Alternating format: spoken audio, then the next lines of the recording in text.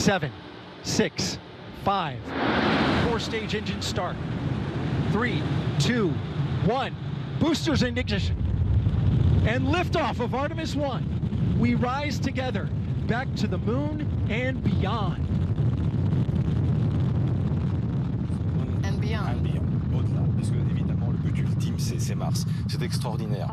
98 mètres de haut pour ce lanceur, un tout petit peu moins grande que Saturne V. Et vous avez vu donc l'allumage des deux accélérateurs, des boosters à poudre, qui délivrent une puissance au décollage de 15%, d'ailleurs 15% supérieure à la puissance développée par Saturne V. Ensuite, il y a 4 moteurs à hydrogène et à oxygène liquide qui vont se mettre en marche pour effectuer donc ce voyage vers la Lune, avec à terme donc la mise en orbite d'Orion. Il y a 100 000 personnes en ce moment à Cap Canaveral pour admirer ce spectacle auquel vous assistez en direct sur BFM TV, notamment sur les plages environnantes. Il y a Thomas Pesquet aussi qui est là-bas pour vivre ce moment, parce que l'homme qui retourne vers la Lune, c'est forcément une page d'histoire, une page de l'histoire de la Terre et de la Lune. Orion, c'est un véhicule spatial qui sera à terme habité.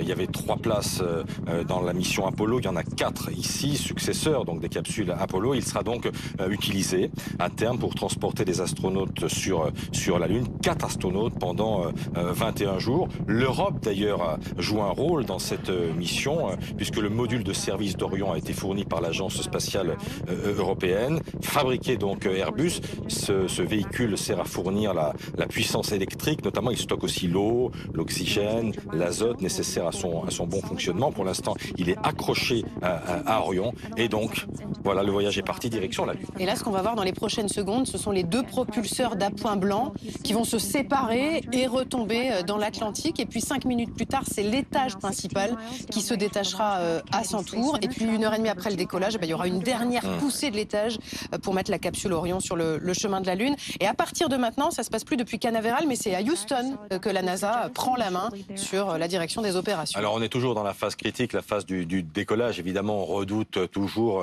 l'explosion. Tout le monde a en mémoire ce qui s'était passé pour Challenger, mais de toute évidence, ça se passe bien. Voilà, dissociation des 2 boosters. Et ce sont donc désormais les 4 moteurs à hydrogène et à oxygène liquide qui prennent le relais en direction de la Lune. Mais rien que de dire ça, évidemment, ça fait fantasmer.